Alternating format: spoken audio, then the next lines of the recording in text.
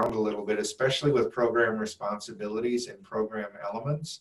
And then we're going to take some time and talk about a voluntary respiratory protection program, which is a part of the standard, but it is a distinction and it's managed through Appendix D of the regulation. And it's not the full encompassing program, but it is one that affects a number of individuals. And finally, we'll have a wrap up and a question and answer period. So we'll start with our first survey. Yeah, first question here that we have for you. Have you assessed all hazards in your organization that might require respiratory protection? Please put the answer in the chat box.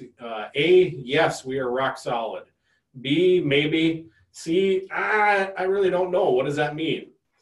So we'll give you a couple seconds here to put your answers in, and then we'll kind of respond and move on with the next portion of this. Yeah, and just realize that this is one of the program elements that is quite important in a respiratory protection program, and that's assessing all of the hazards that might be presented from a respiratory perspective. Well, we've got someone tabulating some of the results as you're putting them in, and we'll present them when they come available to us. So there are 5 elements that the preamble to this standard talked about when it originally came to be, and that the revision of the standard referred to in 1998 with it. But it talks about harmful chemicals, harmful fumes and gases, and it talks about particulate matter, dusts, mists, and fumes. And then it talks about oxygen deficient atmospheres and any immediately dangerous to life and health or IDLH environment. So again, as an employer and under the general duty clause and the regulatory provisions of the OSHA standard, specifically to respiratory protection, all 5 of these elements must be a part of your assessment program. You must have information that documents either the presence or the lack of presence of each of these elements in your workplace. And it's quite an arduous process, but we're going to talk to you a little bit about how to get that done. I'm going to start just a little bit with hazardous chemicals. And I think the very best approach to look at hazardous chemicals that might be present in an operation like welding is to look at what you're doing, what you're working with. What do your SDSs say? Do you have a flux core on your rod or your wire that happens to contain cadmium, which actually has its own standard, which also works with the respiratory protection program? Are you welding on stainless steel and generating hexavalent chromium? Do you weld aluminum? And is aluminum oxide present in the air? And when you weld aluminum, you generate a significant amount of ozone. So are you working with ozone? But there's a wide variety of chemicals that exist in families and classes like acids and bases, or ones that are toxic to individuals. Another metal is mercury.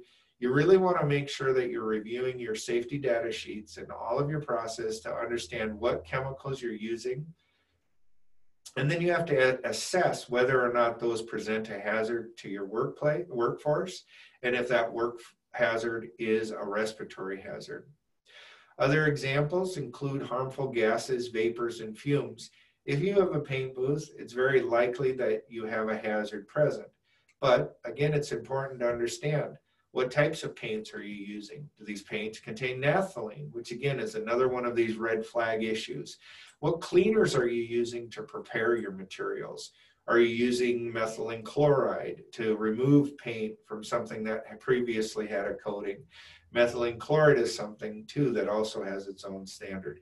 Are you using 2-part paints or 2-part glues, which might contain an isocyanate? The best approach is to look at these with your SDS, and then you begin to recognize what might exist, and then you have to begin to evaluate whether or not that's a hazard by doing air sampling and looking at, well, what quantity of these materials do we have? Another thing I want to mention is when you're working with not necessarily fabrication, but generation of a product for your facility. Say you're mixing multiple chemicals together through a process, you have to understand what chemical off-gassing may occur. There are a number of companies that they generate a process that they have materials that are not harmful with their individual SDSs. But when they combine these chemicals and when they involve other materials and they perhaps apply heat, they're now off-gassing formaldehyde. And that's something that's really important to look at those specific levels, as not only what do I have on my SDS, but what do I have as a generation of these two chemicals mixing together. And again, you might have a lubricating situation if you have a number of CNC machines that use a lubrication material.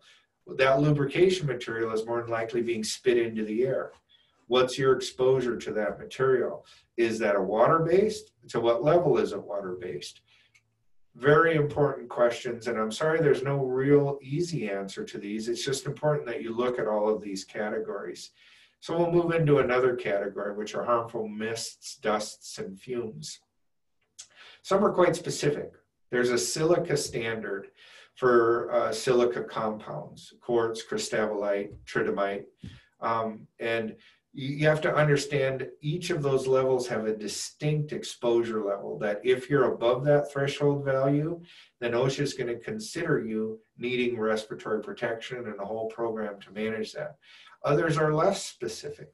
They could be the grain dust that you're dealing, or what is called a particulate not otherwise specified. If you're involved in any operation that's generating grinding and dust, the sanding operation. And a good way to know this is walk into your facility and do a wipe test with your finger. If you're accumulating a significant amount and it hasn't been long since you last cleaned that surface, you might want to look at assessing, are my staff and team breathing in something that can cause a respiratory problem? Again, I'll mention coolant aerosols because they fall into this, and then I want to mention biologics. Dust itself, even if it's just an organic matter, dust itself, if it's in a moisture-rich environment, can generate fungus, can generate other biologics. You might have pools of water that generate issues. And biologics are living organisms that can cause significant health issues as well. Some of those health issues might be from working with grain dust and generating aspergillosis, or what's called farmer's lung. Or it might be working in a deconstruction environment where there's been moisture and you have a stachybotrys, which is called a black mold. And that too can cause pulmonary bleeding and health issues. So there's a number of different dust, mists, and fumes that you may not think of as respiratory applying with the respiratory protection standard, but in fact they do. You want to stop for a second, Bill, and back up to that one? Certainly. I want to talk about the coolant aerosols. You and I had a conversation on this about 2 weeks ago or so. We had a young gal called us up, and they had started requiring masks or face coverings in their facility, and they use a lot of coolant around their metal cutting and machining processes. And one of their concerns was, you're wearing that mask. Now, if we get that saturated with that aerosol, is it any hazard to the individual? It's a great question, as we talked about, and a legitimate concern. So you're working with a coolant aerosol, which are often water-based. Mm-hmm. And so then you're using a cotton face covering. Mm-hmm. That cotton face covering is going to absorb that, and it might keep the chemical right there. And that might cause dermatological issues as well. And it may cause health issues as well. So that's important for you to look at. Well, how then am I going to protect my employee? So I would suggest using a screen in that case, and just physically blocking that particulate matter from getting close to the individual's face.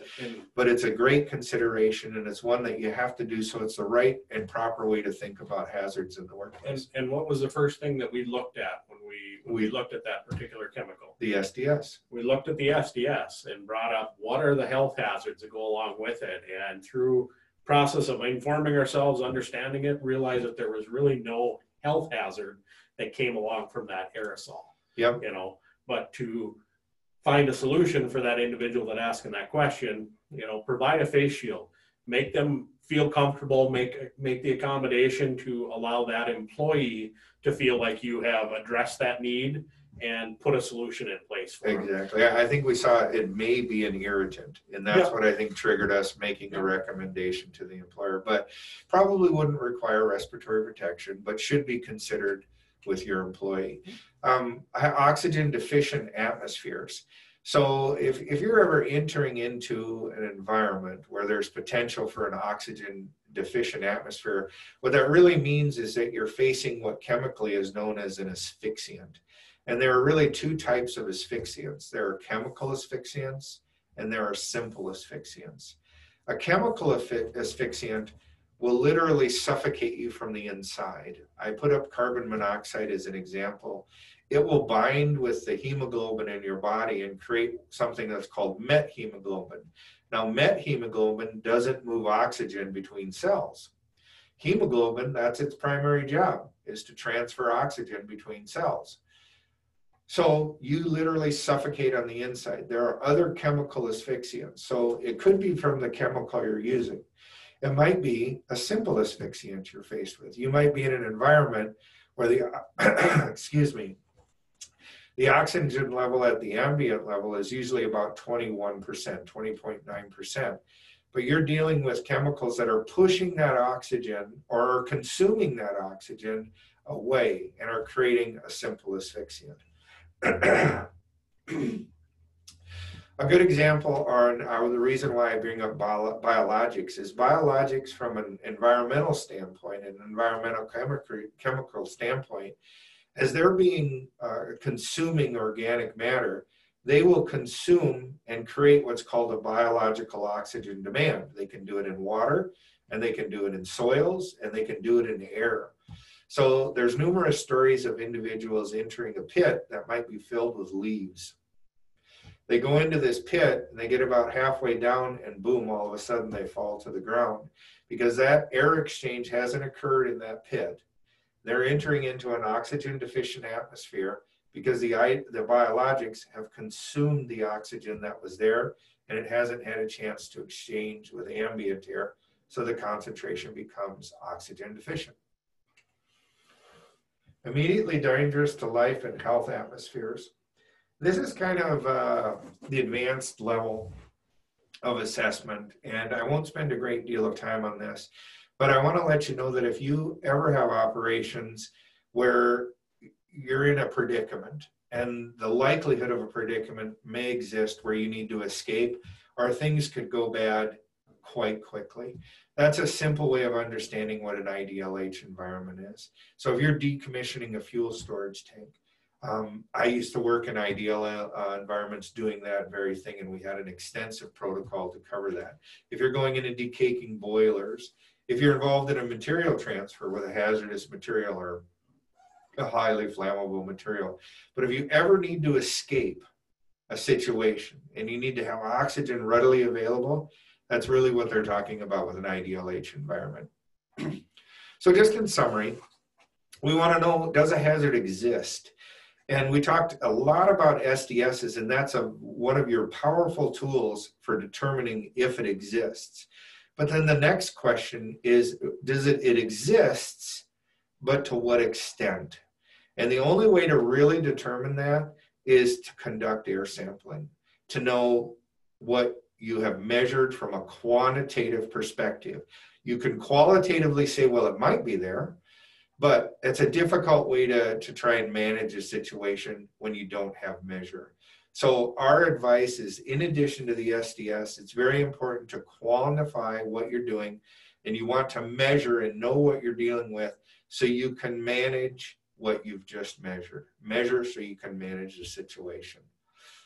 With these numbers, you're comparing them to regulatory values, and depending on the state that you're in, and I know we're close to Minnesota, and that we might have Minnesota guests as well, or members, but in Minnesota, they have a different set of permissible exposure limits that you have to compare to, and it's a numerical comparison.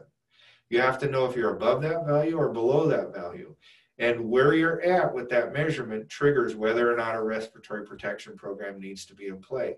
Now, South Dakota and North Dakota use federal permissible exposure limits. So again, that's all a part of the assessment program to know, does the hazard exist and to what extent? All right, question number 2. Does your organization require the use of a respiratory protection program? Answer in the chat box. A, yes, we have a program in place. B, no, we do not let them wear them if they want. Or no, but we let them wear them if they want. Or C, no, but I think we should. We do have our answers from the first survey, and most everybody indicated that they do have a program in place. So we had one indicated they weren't sure what was going on, which is fine, and that's appropriate. But that is your first step in beginning a program, is assessing whether the hazard exists, because then you can determine the applicability of this standard. You have to know what you've got before you have to know what you're going to do. So now we want to know, again, with this question, is if you're involved in the use of a respiratory protection program, because now we're going to go into some of the nuts and bolts of it. We're going to talk about the responsibilities of the 3 key elements that are named in the standard, which includes the program administrator, the managers, supervisors, and the employees. And again, as we talk about these, we might mention some specific program elements, and we'll drift back and forth as we discuss these. I kind of think of the program administrator as, if you've ever seen that picture of Atlas with the world on his shoulders. As the program administrator, when it comes to the respiratory protection standard, that's a pretty good analogy. You're really responsible for everything. You have to verify that everything is done with the sampling, with the hazard assessment, making sure the proper regulations are in place. And please know, again, they might be local requirements that you have. They might be the state requirements that are different than the federal requirements. And then you have to implement an established program. And please know that a program should not be generic. The program, because of the hazard assessment, needs to have strategic and tactical objectives that deal with your situation and your particular program. Because those tactics and strategies drive the respirator selection. They drive the fit testing. They drive many of the things that you're doing to ensure that your people are safe, because ultimately that is OSHA's goal, is employee safety. Back a little bit to the administrator. You had a question? No, I'll cover these here. So the administrator, a couple more things that they have on their plate. You know, select the appropriate respiratory protection. You know, are we looking at what are our measurements there? What type of APF factor do we need in that respirator to take care of that hazard?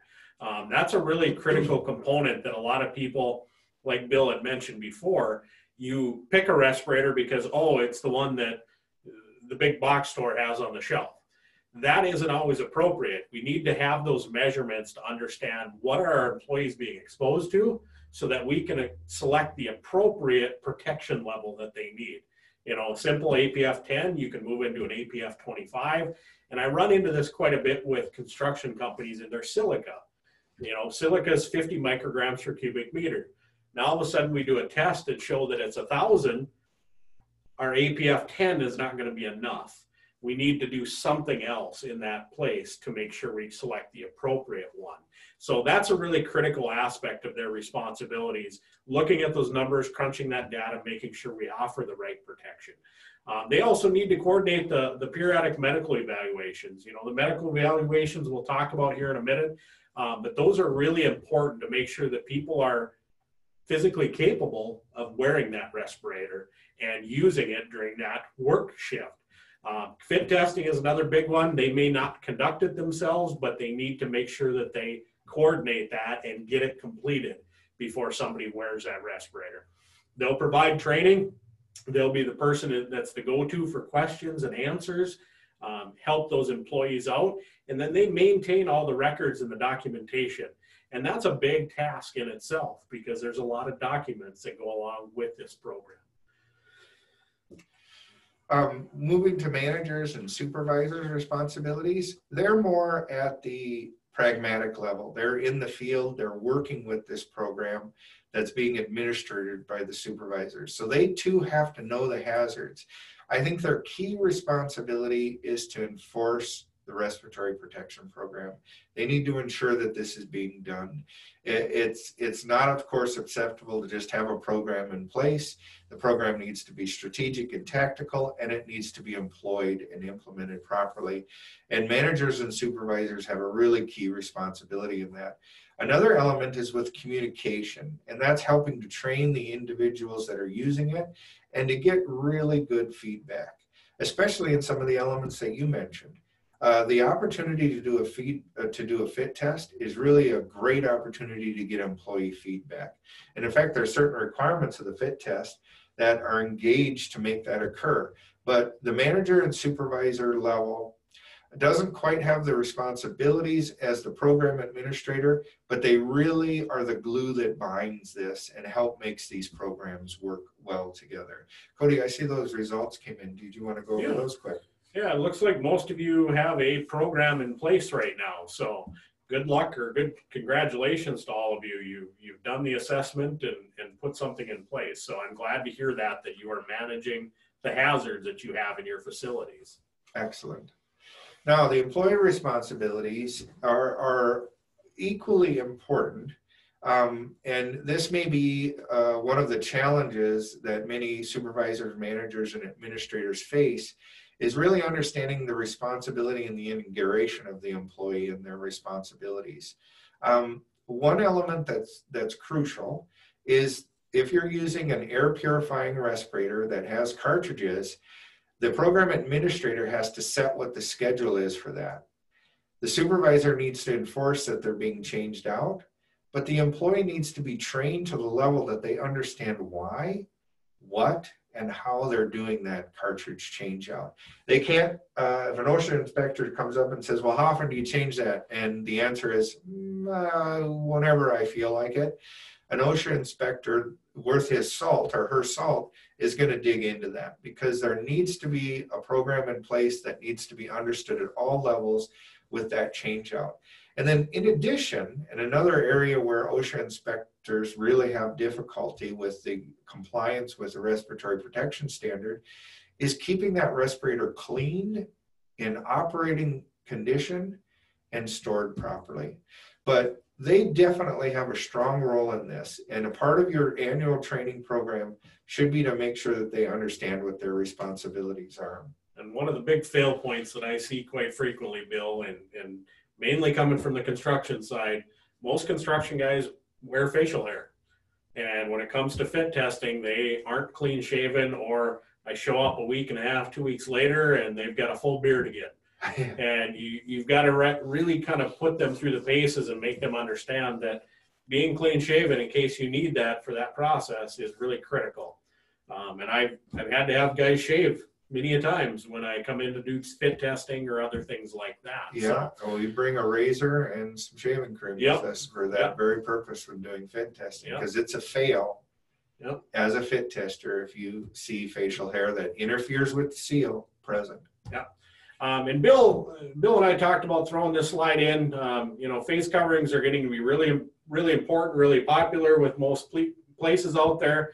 Minnesota's been under a mask mandate for a while. Fargo just went to it. I know Western North Dakota, Minot just went to it. Sounds like West Fargo's got it on their city council tonight or board meeting. But these are not respirators. These are simply put in place to slow the spread of a communicable disease. This isn't in place to take care of any of those workplace hazards. So we just wanted to clarify that this is not a respirator. It's not part of your respiratory protection program. So these will not fall under that category. Yeah, and I'm a bit of a rube with this because I often hear this referred to as a mask. And in my experience, I hear respirators often referred to as a mask. So it's a bit of a semantic difference, but these are, in my opinion, appropriately classified as a face covering. I think it's important to understand that distinction. They do not purify air in any way. They are a covering. Yep. These are respirators. Now, I'm going to start with talking a little bit about each of these respirators. First, from a 10,000 foot view. I think it's very important to understand that you have a respirator that's either a tight fitting respirator or it's a loose fitting respirator. The one in the upper left is a full face respirator. That's a tight fitting respirator, and it's an air purifying respirator. So it relies a lot on how well that fits on an individual's face, and it relies on the proper selection of cartridges, and it relies on that person's ability to be able to function with some of that restricted air movement in sucking air through that cartridge with the power of your lungs, and then blowing it out through the exhalation valve, which is that black knob in the middle, while they're working in an environment that likely has eye irritation, because that's why they're needing the full face respirator. So that is a full face air purifying tight fitting respirator. I know that's a lot of words, but all of those words mean things in the standard, and they all should be understood by program administrators. And then Cody was mentioned APFs. An APF is an assigned protection factor, and those are assigned directly to masks. So this mask has a specific APF, and that's a quantitative number again that tells you what that protection factor is. It might be 10. These are 50 for a full face respirator. The next respirator is a filtering face piece that does rely on a seal around an individual's face. And instead of using a cartridge, it uses that cloth material. That cloth material is designed in such a way that it can protect against particulate matter. It also has an exhaust valve. That's that white thing in the middle. But this is a respirator because it can be adjusted, and you can adjust that seal to an individual. And it is a tight fitting, air purifying, filtering face piece. Again, a lot of words, but when you say all those words together, they mean exactly one thing, and that's this type of respirator. The next one is another type of tight-fitting air purifying respirator, but this one is known as a half mask. This half mask also relies on that tight-fitting seal. This particular one is equipped with a P100, which means it will block particulate matter down to the 0.3 microns with 100% efficiency. This is an example if you're looking at the screen, and if you've used these, you've seen them. They're a great tool. They work fantastic. These are wonderful respirators for harmful mists, fumes, and dusts. The next one down is using a cartridge material that contains carbon, activated charcoal in it, and it might have other chemicals to protect against acid gas or formaldehydes or organic vapors. The last one is a loose-fitting powered air purifying respirator. These are excellent respirators. All of these are excellent respirators when they're used in the right conditions. This loose-fitting respirator does not rely on a tight fit around an individual's face, and it's a very good tool to use for lots of reasons. I see a lot of welders using these, and one of the great side benefits is they cool the employee down. But they suck air through a cartridge and then blow the air into the breathing zone of the employee. But choosing the right respirator is really important. One thing I want to also remind you, those PAPRs or powered air purifying respirators, those have normally been loose fitting in the past. In the last year or two, they've come out, a couple different manufacturers have come out with more of a tight fitting PAPR. And the one thing that you want to keep in mind is if you're running those tight fitting PAPRs, that requires a fit test to go along with them. Definitely. So if you're using the loose fitting, they have a lot of advantages, especially with the construction folks and some of the guys out there that like to keep their beards and not clean shaven. The loose fitting PAPR is an option for you if they refuse to shave. And that's a good point. They don't require a fit test when they're loose fitting because the major purpose of the fit test is to test that seal around your face. So now we understand where we have applicability. We're selecting the proper respirator. Now what we really need to know is, can our employees wear this? And so the standard, again, has a strict structure for the medical evaluation process and for fit testing. And the sequence, Cody, as you know, is this is done before they hit the floor. Yep, it needs to be done before they hit the floor. And that medical evaluation is just some simple paperwork. It's about a 6-page document, yes, no questions, a couple fill in the blank, depending on who it is. Have that employee fill that out. It's going to take a little bit of time to run through the process. It's not like, oh, hey, Bill, I need to put you in a respirator this afternoon. Fill this out. We'll get you cleared. It doesn't happen that quickly. This is a planning process. So have them fill out the medical evaluation. You know, we've got a couple different places in town. Sanford, Ock Health, you know, Essentia, same thing. Both of those offer this up where they can do the medical evaluation and fit testing for you. But I run into the issue quite often. You know, I've mentioned construction clients. I have construction clients that are all over the country. And I get a lot of people that call me up and say, hey, we don't have a clinic within 60 miles of us. What do we do? There are some options for doing the medical evaluation online. And you submit that licensed healthcare provider will review that, and they will give you the yay or nay on that. And that's another option for some of those people. And we've seen an uptick in some of those in the last 6 to 9 months due to the COVID. COVID has really impacted a lot of our abilities to get in and out of clinics. And that's been one of the ways that one of our clients in particular in Minnesota had to go to an online resource to accomplish these because they had a mandate by OSHA. And unfortunately, their licensed healthcare provider wasn't offering this service when COVID hit. So yeah, but it's existed before COVID. Yep. And know that the questionnaire Cody is talking about, if the answers to that question as a part of the evaluation process are such that the physician or licensed healthcare professional provides clearance, because that's the objective. You want to get clearance from a medical provider. A PLHCP is the abbreviation, which is a physician or licensed healthcare professional, to give that medical clearance as a part of this overall evaluation process. It can be just a questionnaire, but upon reviewing a questionnaire, and we are fortunate because we're in a healthcare-rich environment in Fargo, we have wonderful providers with Essentia and Sanford.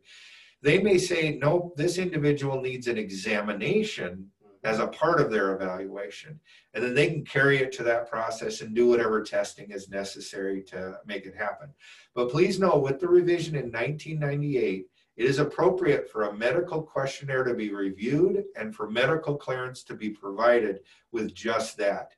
There's no tests that are mandated. Those tests are determined by a physician typically, usually as a part of an examination process to continue with the evaluation.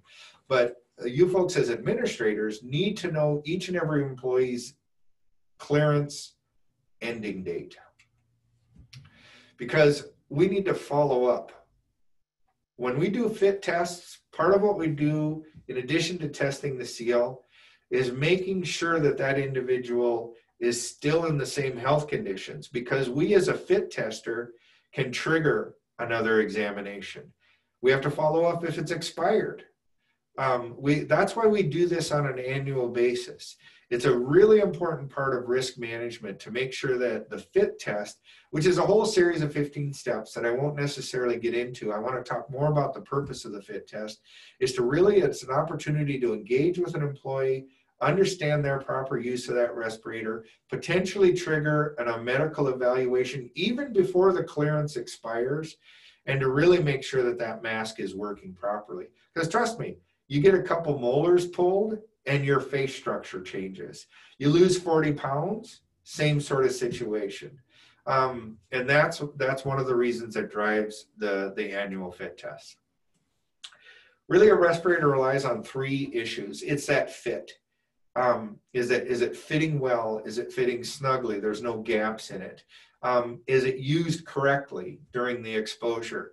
And is it doing what it's supposed to do? They're listing what's called an N95 here, with 95% of the particulate matters.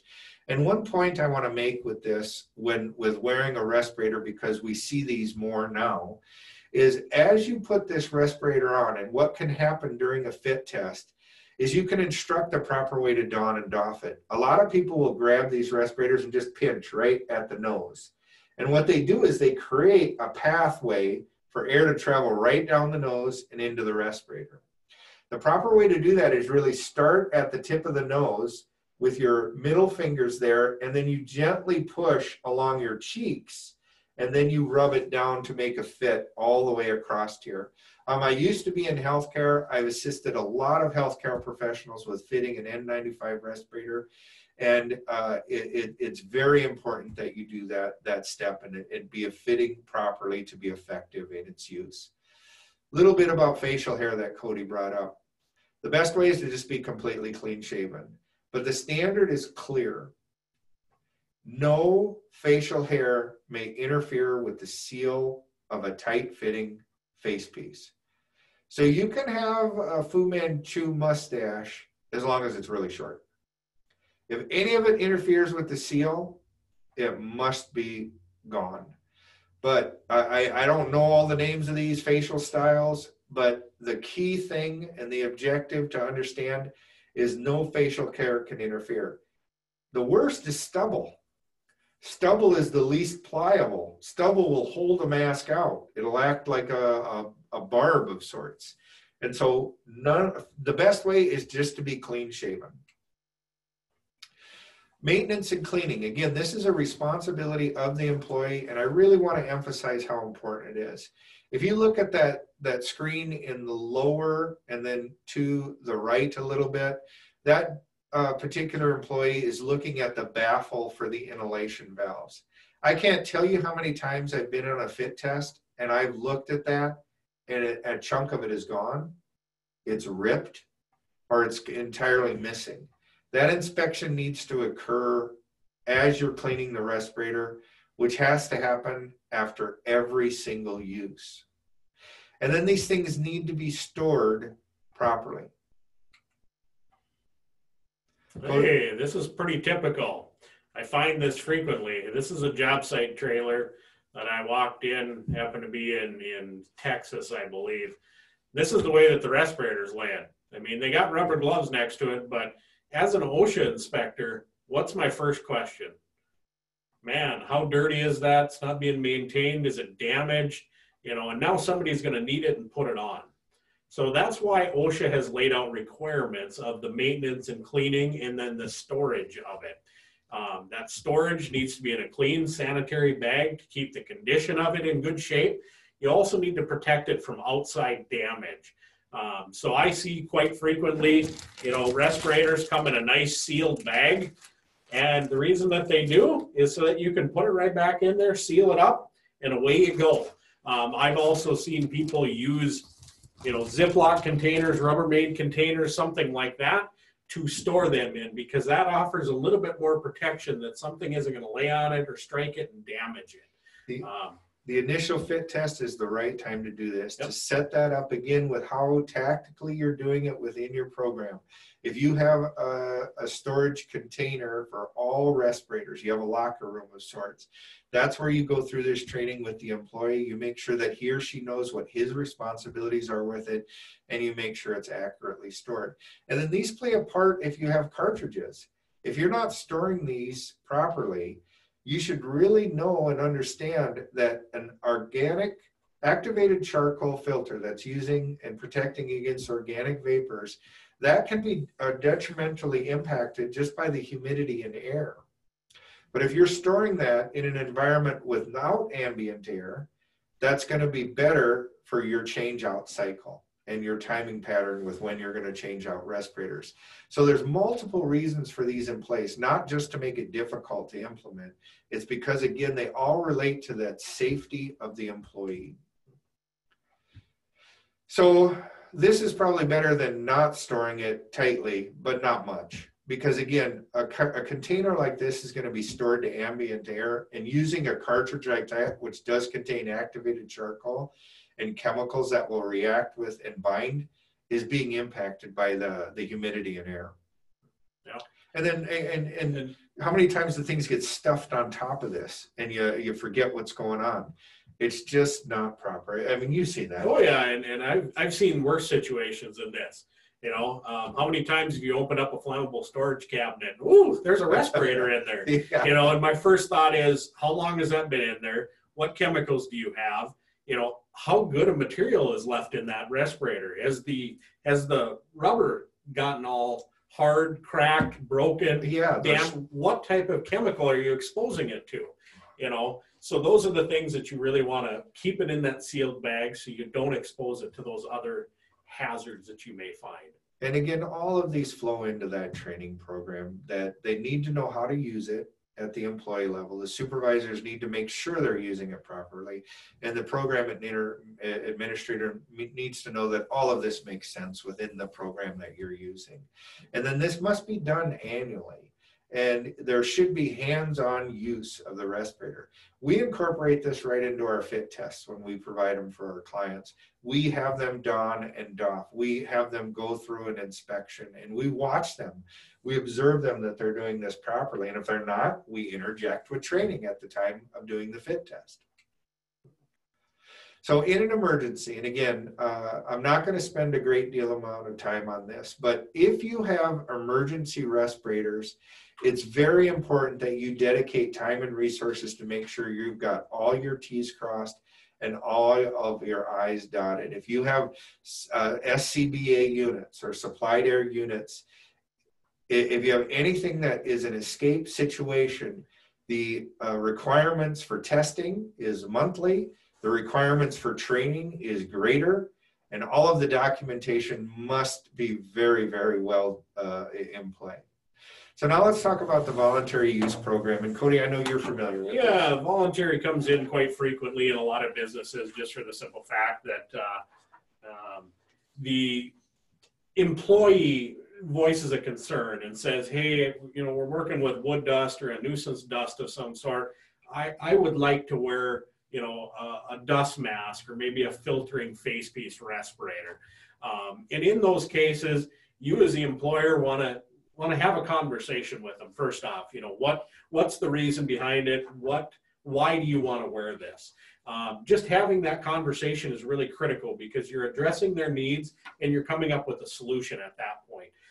And voluntary usage will require the use of the Appendix D, which is in the actual respiratory protection program. But as you can see, for voluntary use on the dust masks or the filtering face piece respirators, medical evaluation is not required for those. As a business best practice, I always still recommend, hey, get that employee tested just to see, do they have the physical capabilities? It's more of a cover yourself and ensure that that employee can wear that. We're not going to put an extra piece of PPE on and they now suffer a heart attack or anxiety or something that goes along with that.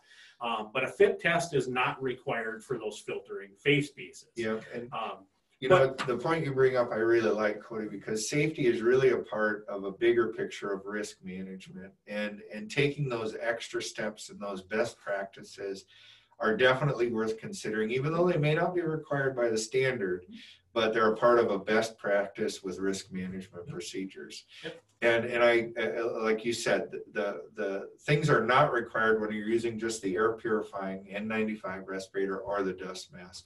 Things change a little bit when you move up. Yep. in the respirator chosen. Yep. Then a medical evaluation is required. And now, when I read the preamble and the thinking about this, it makes a lot of sense to me, because at first I thought it was a bit of a hypocrisy here. Now, what's going on? You're sort of requiring the standard, but you're sort of not.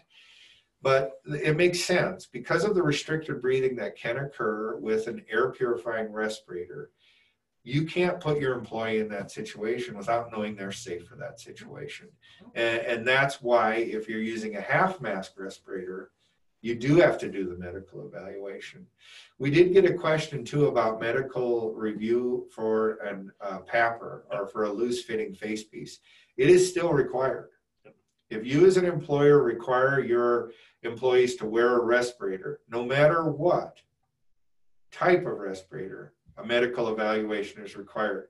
The only thing that you're exempt from with a powered air purifying respirator that is loose fitting is that annual fit test, because there is no way to fit test it. There's no way to fit test the seal, but you still have to do all the training. You have to make sure they're using it properly in the right situations. They're wearing it properly. They've inspected their hoses to make sure they're working properly.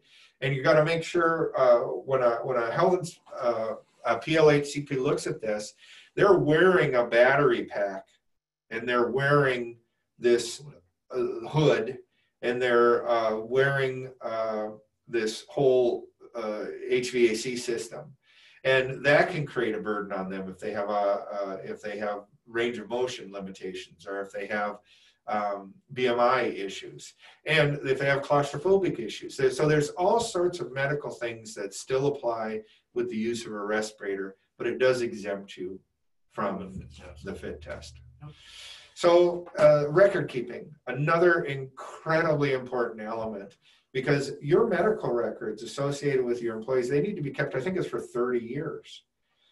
Your fit test record should be kept. OSHA inspectors will come in, and oftentimes they'll ask for the last 3 records. Some will go even further and ask for 5 years of records. I don't really believe hoarding is a good practice, except when it comes to data, and you can put it on your computer and digitize these records and keep them readily available for if and when you need to refer to them. But again, this is a very important situation. So our third and final question about the program. So I'll answer again in the chat box, but what elements are most important in a respiratory protection program? A, program training and record keeping. B, hazard assessment, respirator selection and use and storage. Or C, medical clearance and fit testing.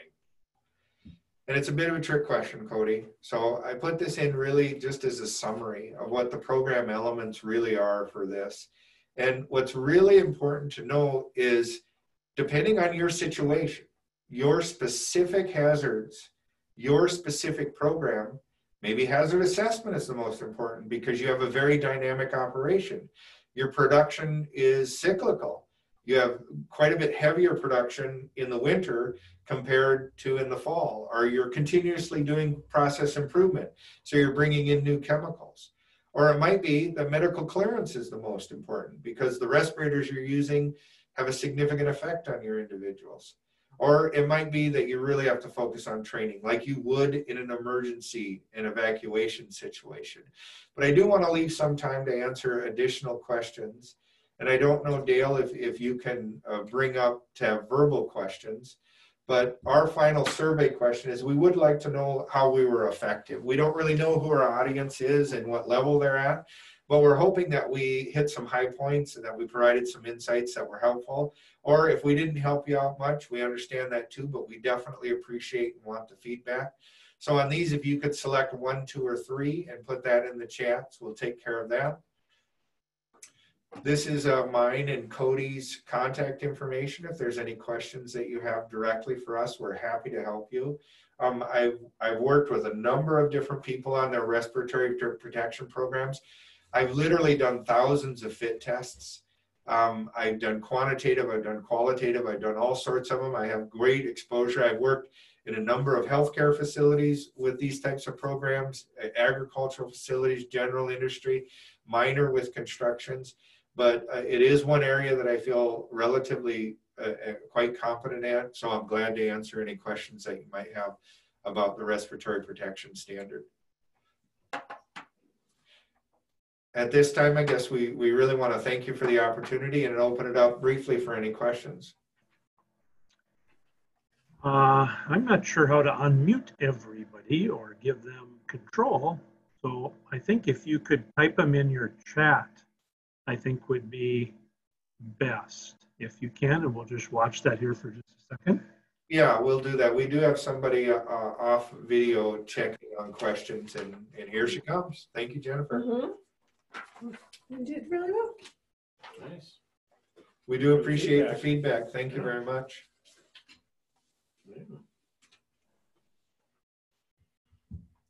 Yeah, and we did get people selecting B for what was most important, and I think that is a reflection of your program. There is no wrong answer to that, even though it's a trick one. The point I wanted to make is really the most experienced OSHA inspectors that I work with They're looking for, and if you're a part of a VPP or a merit program, they're definitely going to look at these things. They want to know that you have strategy and tactics behind your programs. You don't just have something printed off the internet and that's ready to go. We're not seeing any other additional questions, Dale, at this time. All right. Well, thank you guys very much for spending the morning with us. I really appreciate it, and we'll turn it back over to Dale. All right. Thanks, Bill. Thanks, Cody. Great presentation. Very important one on respiratory protection. So thank you, everybody, for attending. If there are any questions, I mean, you can submit them. Bill and Cody had their contact information up, or you can submit them through NRHAP as well. But there, the screen is back up again, and there's the phone numbers and the email addresses for Cody and Bill. So again, we appreciate you attending. After the meeting today, you will receive a survey, and I invite you to fill the survey out and return that. And then everybody in attendance, the paid members today who attended, will receive a gift card for a local restaurant. So I think that is it. Thank you for having us. All right. Thank you very much, guys. All right. Bye-bye.